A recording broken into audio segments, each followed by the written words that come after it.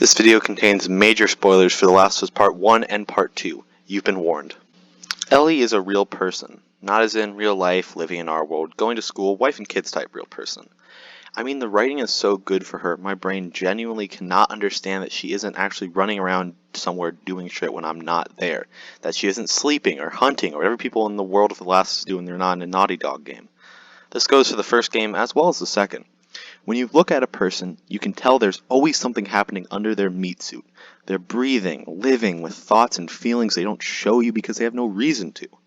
Ellie is like that. She doesn't yell exposition at the player, and she doesn't hide it behind a brief veil of talking to other characters. The game respects you as a player, despite what the vocal minority feel.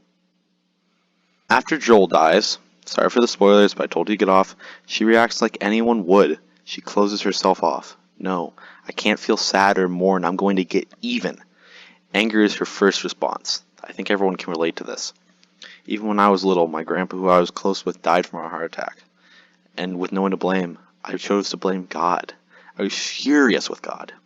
Humans blame is what we do. I'm sure you can think of an experience with death and someone you blame for it. Go ahead, try. Good. Yeah, this video just got interactive.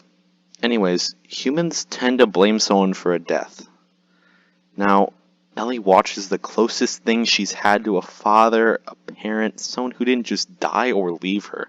She watched him be beaten to death with a golf club while she was in the middle of a feud with him. Someone who she deeply loved, and yet told the previous night that she hated him. He died like that, thinking Ellie hated him. Ellie's mad. Mad at herself, mad at Abby, mad at the world she lives in. Ellie's arc in the first game is about how she has nobody. Marlene fucked off, her best friend died, it's implied that her parents are either dead or as good as dead. Everyone she has ever loved has died or left her. Everyone except for Joel. I want to show you a cutscene. I'll just let it play.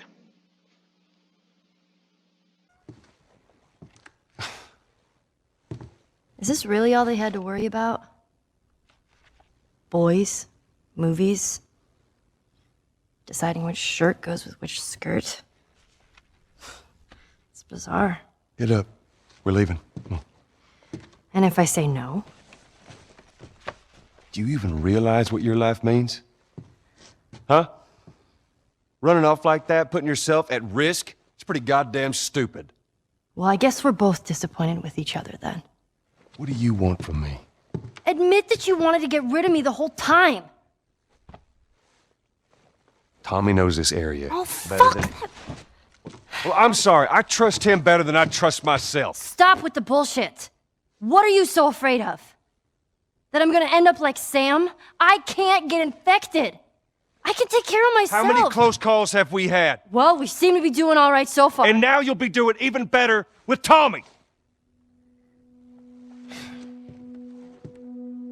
I'm not her, you know. What? Maria told me about Sarah. Ellie? And You are treading on some mighty thin ice here. I'm sorry about your daughter, Joel. But I have lost people too. You have no idea what loss is. Everyone I have cared for has either died or left me. Everyone fucking except for you. So don't tell me that I would be safer with someone else, because the truth is I would just be more scared.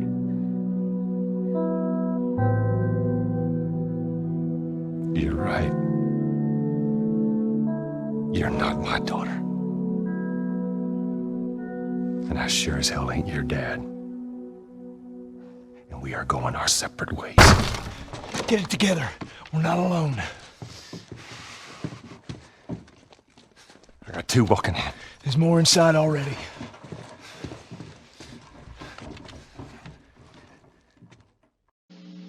She tells Joel in no simple terms that she feels like his daughter, and holding up in a wall, pretending it's for their safety, refusing to accept her is only destroying her more.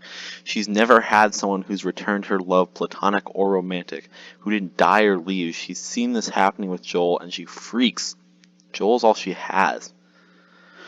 Joel is all Ellie has. I'll go into Joel more in another video, but it's nearly impossible to separate the two in my mind on paper or in Google Docs in this case. Ellie needs Joel, or at least she thinks she does, despite how he intended it to be. Joel replaced his daughter with Ellie. Ellie never needed Joel, but I think Joel needed Ellie. He made Ellie into his daughter to fill this toxic, self-destructive hole in himself. He not only took Ellie against her will from the hospital, he also forced the guilt onto her for not dying in that hospital.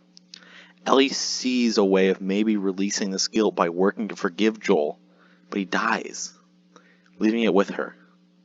No way out. It was pretty much, by every definition of the word, abusive, toxic, and just plain bad. Ellie buries all these thoughts in her head when Joel is murdered.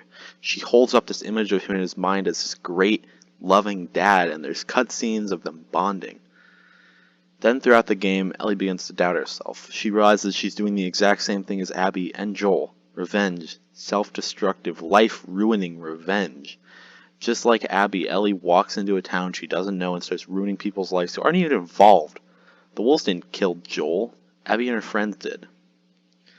Ellie's rose-tinted glasses come off. She starts to see Joel as he is. A monster. Now that starts to make fans angry when I call Joel a monster, but it's true, right?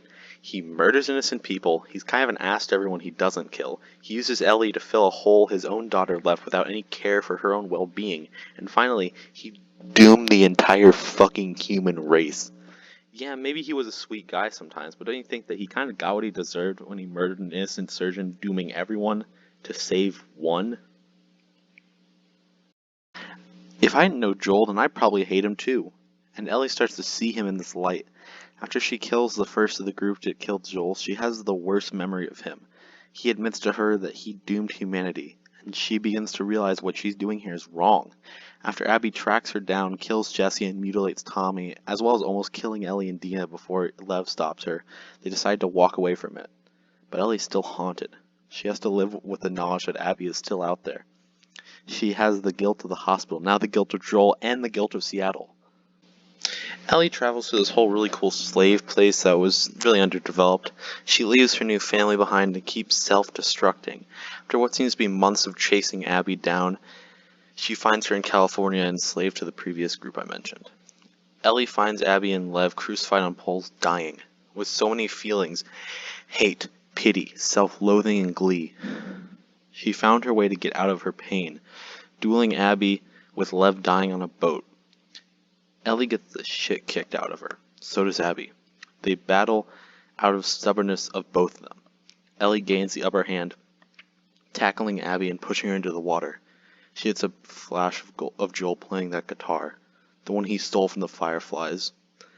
This isn't a Joel wouldn't have wanted this moment. It's a I won't be him moment. She lets go, knowing that this won't make her happy. Clutching the stumps where her fingers belong, she watches Abby escape.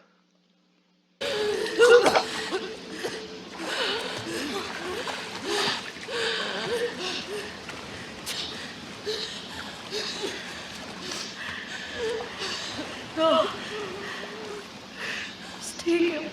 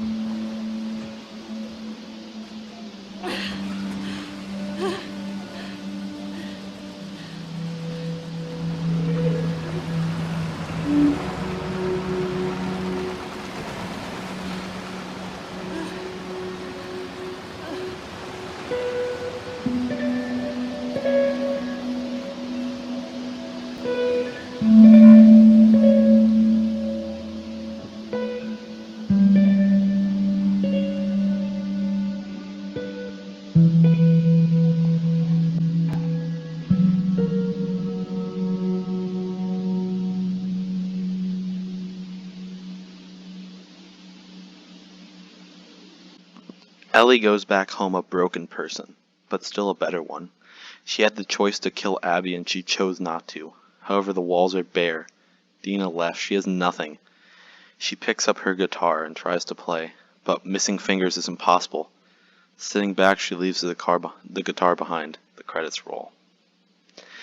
I spent a lot of time trying to figure out how to write this ending. I banged out the rest of this video in like 2 days. This took me like 4 days. This one segment. Then, looking at the Last of Us subreddit, I found this quote by u/OFWGKTAL Lynch and decided this is how I'll end the video. Remember that moth on Joel's guitar and on Ellie's arm? How the last shot of this game is that moth on the abandoned guitar as Ellie walks away. That was some heavy symbolism. Joel was not a good man. If anything, he was a bad guy. He made Ellie his daughter to fill the void his own left when she was murdered. He not only took her from that hospital, he straight up took her from ever escaping the guilt of not dying in that hospital. She wanted to forgive him for that so she could move on and have a life, but he dies. She not only needs revenge because he was everything to her, which was his doing. He was the only one who could release her from the guilt of living when her death could have saved everyone. So she ends up like Joel, a moth to the light, compulsively self-destructing, being driven blindly to the target. But she also leaves that guitar behind. That song Joel sang to her was some evil shit. She left that way behind to go live her life on her terms, not his or his ghost's. Thank you guys for watching this video. It took me about a week to make, and I'm actually really proud of it, honestly. The script was hard to write, but I think it came out really well in the end, and this is kind of my second video like this. My first one where I really put a bunch of effort into it. So yeah, I'm pretty excited to see how it does, you know. Whatever happens, I'm pretty proud of it. So thank you guys for watching.